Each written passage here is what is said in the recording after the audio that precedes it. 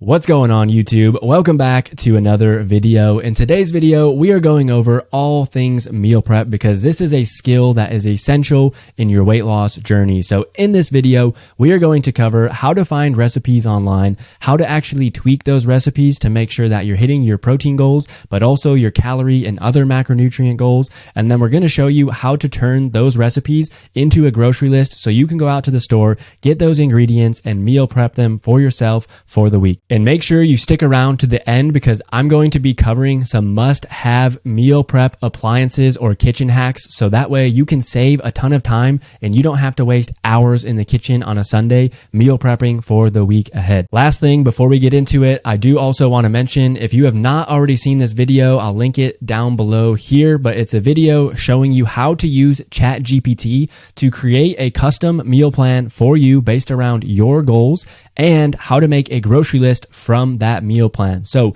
you have two options now. One, you can use Chat GPT, which I'll admit is going to be a little bit faster. However, the reason I want to post this second option and teach you how to actually do it for yourself is because it is such a critical skill. So enough of me talking, let's get into it. Looks good. Great. So you guys should be seeing a Google page and also my notes thing.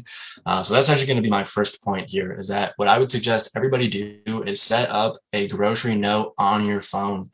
So you can see in here that I have different staples, right? So I sort of have my day structured out based on what I will be eating. I have this miscellaneous category for groceries, which is essentially just things that aren't in my typical meal schedule. So I eat hash browns on Sundays after church for my breakfast. We're out of those, so I need to order some more this week. But then also I have my pre-workout meal. So you can see I do Greek yogurt and Kashi Crunch, which is like a protein cereal. So I do the chocolate protein cereal with coconut Greek yogurt, 10 out of 10, would recommend. But something else before I go through this that I want to point out is that like I have these meal times on here, and one, it would be beneficial for you to set up some meal times as well, just so that way you can have more meal consistency across the week. But what I really want to emphasize here is that this is specific to me and my goals and what I have found works for me. So you do not need to have a pre-workout meal of Greek yogurt and Kashi Crunch at 6:30 in the morning. Again, that's just what I have found works for me. It's a light enough meal that it doesn't have me hungry at the gym in the morning, and it holds me over until my post-workout meal, which is actually a smoothie. So you can see that I have all these different ingredients on here. We buy in bulk, so I do have all of these at the moment. But for example, let's say I'm going through the week and I'm making my smoothies and I make something, let's say I run out of oats. What I would do is come to my grocery list and I would just uncheck the oats. So that way I know the next time I'm at the grocery store or I'm placing an order online, I know that I need to order some oats. So I'll go ahead and check that again. And then also you can see down here for my late night meal, I actually typically have scrambled eggs. I have some toast with strawberry jam. I don't know why, but that seems to be like a point of contention for some people. You either love it or hate it, but I seem to love it. And I also have some Fairlife chocolate milk. So I'm a big sucker for like chocolate flavored stuff, and I have that craving all the time. So that's one way to curb it. So, getting some protein in with your chocolate milk. But what you can see here is that I have two blank templates. I have my meal one and meal two. I guess you could call those like lunch and dinner. So that's what I meal prep from week to week. And that's sort of what I'm going to dive in here and show you guys like how you actually go about making that. So one thing I would suggest is that under here, you can see I have a ton of meal prep ideas. So whenever I'm walking down the street, like if I see something or smell something that seems good, if a friend is telling me about something, if I go out to dinner with someone and I see someone across the way eating something that looks good, like whatever it might be, like your body is telling you that that looks good for a reason. And that's a cue to write that down so you can come back and meal prep that in the future. So you can see if I scroll down here, I have tons of ideas. So if I'm ever coming like on a Saturday and I'm like, okay, I don't know what to make for meal prep, I can very easily scroll through here and just see all the different ideas that I've written down in the past. And hopefully like that will be enough for you guys. But since I'm giving you this suggestion right now, I know that's not ideal. You guys don't have this note set up yet. So we're going to go over how do we actually find some recipes. So I'll go ahead and minimize that for the time being. But one thing that I do want to point out, for those that don't know, on my website, I do actually have a recipe blog. So you can come to my website, thefitchemist.com, click on meal prep, take you to my meal prep blog. Wait for this to load. All right, so we are here. I have, I think, maybe 40 to 50 recipes on here. Not the highest quality photos and not the highest quality website design. Obviously, my full-time job is not a website or meal prep blogger kind of thing, but it has the bare bones. It gets the job done. It has a bunch of recipes for you guys. So for example, I'll just click one, this garlic and rosemary pork chops. And what I personally like about my website is that, you know, when you go to other recipe sites, they give you their whole life story and how their grandma passed down this recipe to you and all that kind of stuff. It's like, I don't need that fluff. Personally, I just want to get to the point. I want to be efficient here. So when you come to my website, we've got the macros and calories, exactly what you need, the grocery list with the amounts of everything, and then the directions. So how to actually make that recipe in the least amount of words possible, right? So one thing I do want to point out, if you are looking for recipes on my website, I eat way more than the average human being. So you can see that this lunch or dinner is roughly 900 calories. I would say most of my lunches and dinners fall anywhere from 900 to 1200 calories. So just make sure that if you have a lower calorie limit than I do, you might have to like cut this in half or maybe cut it down by like 25%. But we will be talking about how to adjust some of these amounts in the future to make sure that it actually does line up in accordance with your goals. So another option that we can do is if we go to the Facebook group, let's pull this up, probably see ourselves on the live. Yep, there we are. If you go to the topics tab here, we can scroll down. So you can see I have this hashtag or topic meal prep. So you can click on this and this is going to have everything meal prep related for you. So this is actually a Jamaican jerk pork chop recipe that is not on my website yet. I need to add it there, but you can see, you can scroll down. I think this post in particular is going to be a great resource for people because you can click, you can see there's 18 comments here. So I did a bunch of comments. I basically just included a bunch of Instagram accounts that you can go and find meal prep recipes or ideas. You can see some others commented on here as well. So that's a really great resource for you guys. Also, you can, if we go back, instead of the topics tab, we can actually go to the guides tab and I have a meal prep guide on here. So you can see I have different recipes. I've got some ideas like protein coffee in the morning, some meal prep essentials, which we'll come back to later, but then also some like YouTube channels. So this Josh Cordes YouTube channel and then Chef Jack Ovens YouTube channel. Both of those are great. They're dedicated for coming up with meal prep recipe ideas. So hopefully at this point, you know, you guys have a pretty good idea of how to find recipes, but if not, like let's say we're just going to Google some recipes, right? So let's just go back to Google. I feel like a lot of people think that I have this like really unique superpower in the sense that I just have like this uncanny ability to find all these recipes that like perfectly fit my macros. But in reality, like I'm no different than anyone else. Like I just Google recipes. And I think where it differs is that I have the skill of like how to find the recipe and then tweak it to make sure that it does actually fit my goals. So hopefully after we go through this training, like you guys will have that skill as well. So I'll put something in the chat. Chicken parm subs. Yep, Jeffrey, those are delicious. So let's see. One of the examples that I was going to use is just chicken Alfredo. So let's see. Chicken Alfredo recipe. Let's say that sounded good this week. So I've clicked on some of these before. Let's just go ahead. We can pull these up. What I like to do personally is when I'm looking for recipes, I'll pull up like a bunch of ones that look good. So for example, these two, and then I'll kind of like cross-reference between them, if that makes sense. Like I'll look at the grocery list of one and then the grocery list of the other and see what's missing. So I can sort of talk about what I mean here. So here we can see we've got all the ingredients that we need. We've got our directions. One thing that will come with practice is that as you continue to meal prep, you'll sort of notice what ingredients in the grocery list are heavy in particular macros. For example, like the thing that stands out to me here is that we got a half a cup of heavy cream. So that's going to be pretty fat heavy, right? So we just want to be mindful of that. And then also we've got fettuccine. So that's the pasta. That's going to be pretty carb heavy. So again, as you practice with meal prep, you'll just sort of start to recognize these things. And then you'll intuitively know as you're going to make the grocery list, like roughly where those calories and macros are going to fall. But for example, I pulled up this other chicken Alfredo recipe, right? So if we scroll down, again, don't have all this junk on my website. Get to the recipes. Look at how small that scroll bar is right here. That's exactly what I'm talking about. We don't need that. Okay, so here's a grocery list. You can see they split it up for noodles, chicken, and sauce. And then again, it looks like they have a little bit more stuff for their sauce here. So they do have the heavy whipping cream. Again, that's going to be really heavy in fat, so something to look out for. But it looks like they have different seasonings, right? They got garlic powder, Italian seasoning, salt, pepper. So what I typically do is I'll pull up like maybe 2 or 3, and I'll look back at this one. It's like, okay, this one looks good.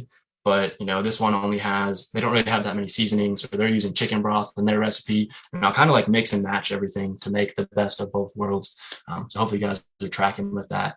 But one thing that I definitely want to point out that I always look for when I'm looking for recipes is the protein content. So this one is actually pretty decent. It's got it's 2 boneless, skinless breasts. I thought it said 2 pounds.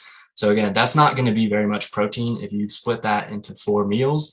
Same thing if we come to this one. This one is going to be 1 pound of chicken breast, and you can see that this makes 6 servings. So if we do 16 ounces, which is 1 pound divided by 6, that's under 3 ounces of chicken per meal, which is maybe going to be breaking 20 grams of protein, which really isn't that much in the grand scheme of things. So what I always do is tweak the amount of protein that's in these recipes. So personally, I have found that having half a pound of some protein source at my lunches and dinners is what helps me hit my protein goals. So for me, if I was following this recipe, what I would do is I would change this to 3 pounds, because that would give me half a pound per meal over 6 meals for the week. And then that way I'm still getting my protein in at those lunches and dinners. But let's say, like you go through and these are like too high calorie. Let's say you don't like the heavy whipping cream in here. What you can do is still Google these recipes, but then you can just sort of add like modifiers beforehand. So for example, you can put in like high protein chicken Alfredo, or like healthy chicken Alfredo, or one of my favorite ones to do is just like skinny chicken Alfredo. So we can just click this one, 1 pan skinny chicken Alfredo, scroll down to the recipes here. Taking a little while to load. Awesome. So here we go. We have our grocery list. Looks like this one is using some fat-free milk. I don't see any heavy cream on here. So that's exactly what I was talking about earlier, where with practice, you'll just start to recognize those things and like what's going to be heavy and what macro. But this recipe looks pretty good. Half a pound of chicken breast is a little low. How many servings are we doing? 4 servings. So yeah, that's not going to be very much chicken per meal. So I'd probably up that as well. But again, you can go ahead and make your recipe list from here. Something else that I do want to point out is that as you're going through this process and doing your meal prep, what I like to do is just bookmark my recipes. So I don't have any of these currently bookmarked, but what I can do is show you guys, if I go to my bookmarks manager here, and then I go to my recipe tab, anytime I make a recipe and I really like it, you can see here's a skinny Alfredo recipe. Anytime I make a recipe, I always bookmark it. And then that way, as well as my notes app, I also have this database for all these recipes. So if I scroll down, you can see like, okay, not sure what to meal prep this week. I'll just scroll through here and see if there's anything that catches my eye. That's actually sounding pretty good. So like a Nashville style hot chicken. Let's open that in a new tab. But again, you can just see if I scroll down here, I have tons of recipe ideas. So there's no shortage, guys. As you're searching for recipes, make sure you bookmark them and you can always come back. This one sounds pretty decent. Maybe we'll make this week. But one thing that I do recommend to people is that if you're going to do breading, I feel like depending on how large scale you are cooking. So for me, I do 3 pounds of chicken, right, for this recipe, like slicing that up into cubes or strips and then having to bread all that. And then also you probably have to cook that in several batches, right, because not all that's going to fit into one pan when we're frying it. So that's just something to be mindful of as well. Also, when you're breading things, that's just going to add in a lot of extra calories. So if your calories are a little bit lower, I'd probably recommend staying away from a recipe like this. So we now know how to make our recipes. So for example, let's say we're going to make this chicken Alfredo recipe. Like, how do we actually go about making sure that these recipes fit into our macros and that we can still hit our goals? So what I do, I'll just pull up my grocery list here. So you can see, again, from the beginning, we talked about how I have my staples, right? I have my pre-workout meal, I have my post-workout smoothie, and then I have my late night meal. So I know based on my calorie goal for the day that I have roughly 1,000 to 1,200 calories for this meal 1 or lunch, and for meal 2 as well. So 2,400 calories total across both of those meals. So when I'm looking for these recipes, some of them do include the calorie values. I'm not sure if this one does. Doesn't look like it. Let's see if this one does. Okay, so perfect. This one has it. 919 calories, 45 grams of carbs, 39 grams of protein, 65 grams of fat. Oof, that is a lot of fat. So yeah, probably recommend going to the skinny option. But for me, that fits into my calories. So I know if I make this, I'm good to go. So that's one option of doing it. The second option would be if you were to go into like a calorie tracking app, let's say something like MyFitnessPal. What a lot of these apps do is that you can go ahead and plug all these ingredients in ahead of time. So you put the exact amount that you'd be using, you would enter in that you're making 6 servings, and then you save it. And that recipe would be super easy to track, but it also will spit out all these values for you. And you can kind of like play around with it in your tracker ahead of time to make sure that when you do actually go to make this recipe, it does fit. Someone else put in the chat. Let's see. So in addition to doubling protein, do you also double the sauce and pasta amounts or keep those the same? So it kind of depends. For example, this is 8 ounces of fettuccine. What I do is I know that, let me just pull up an example. I think this will make more sense. Target grocery. I was looking at this a little bit earlier. So if I go to pasta here, okay, rotini. So here we go. What's nice is that if you're looking online, you can typically find the nutrition info ahead of time. So let's see. Okay, so for example, if I were to buy this box of pasta, right, this has 8 servings per container and it's 200 calories per serving.